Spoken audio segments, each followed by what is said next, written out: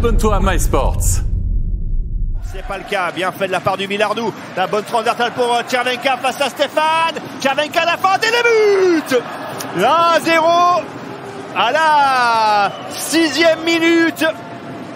Signé Tchervenka. Très belle passe pour le 17e but de la saison de Roman Tchervenka. Son 3e en 7 matchs. Petite feinte pour coucher Tobias Stéphane. Et le défenseur qui croyait pouvoir récupérer ce puck en zone neutre. Et ensuite il déborde Tchervenka. Le gardien Tobias Stéphane, il le couche avec sa feinte. Il est patient avec le puck.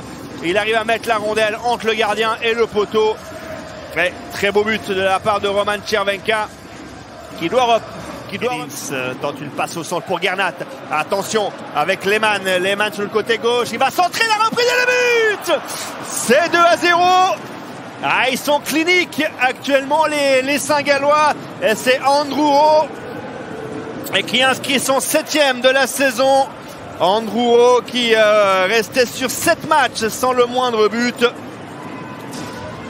Lausanne trouve le poteau et juste derrière, un puck perdu en zone offensive. C'est un 2 contre 2 offert aux Saint-Gallois. Le centre de Lehmann et la reprise de Rowe.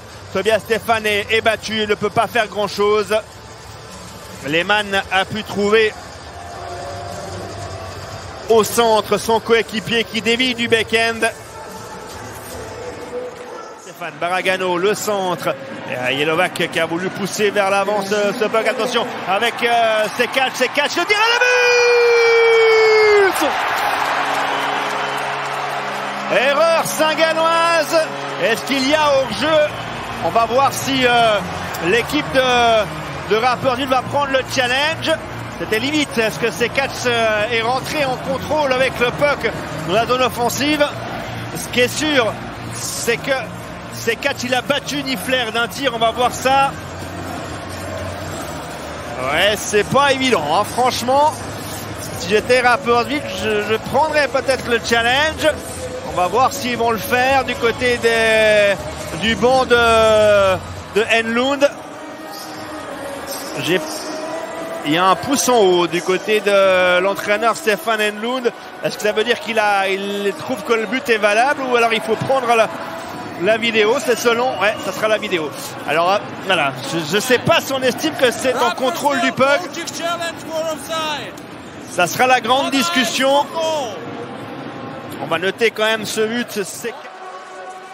Jelovac, bien joué de la part de Sekac là, qui essaie de bloquer le shoot comme il peut sur le rebond et le but Saint-Gallois signé Nico Duner, son 6e de la saison à 19 secondes de la fin. Et là du côté de Rapperswil on reprend 2 buts d'avance et on peut pas en vouloir à Sekac hein, sur cette action. Je sais pas si on va le revoir. Regardez là, il va essayer de bloquer comme il peut ce shoot. Tobias Stéphane qui le repousse devant lui et Nico Duner qui le pousse au fond. Lui qui restait sur un seul but lors des 6 derniers matchs. C'était face à Lugano lors du match de mercredi. Donc Émile Jouzé, c'est en tout cas ce qu'on a eu comme stat. Attention avec Tchervenka et le but. Et oui, Tchervenka, il punit ce LHC. Alors, quel joueur hein, Roman Tchervenka, auteur d'un doublé, son 4e de la saison.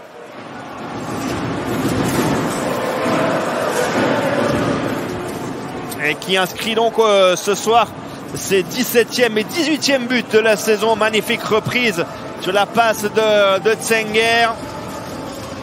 Sous la latte, dans la lucarne gauche. Tobias Stéphane ne peut pas faire grand chose en dessus de l'épaule. Regardez, ouais, c'est précis. Comme l'est toujours Roman Tchervenka. Frappé.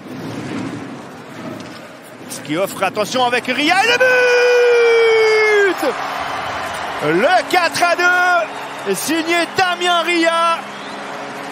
Le jour de son anniversaire, il s'offre un magnifique cadeau, son 8e de la saison. Sur une passe de Holdener qui avait vu son coéquipier seul devant le but.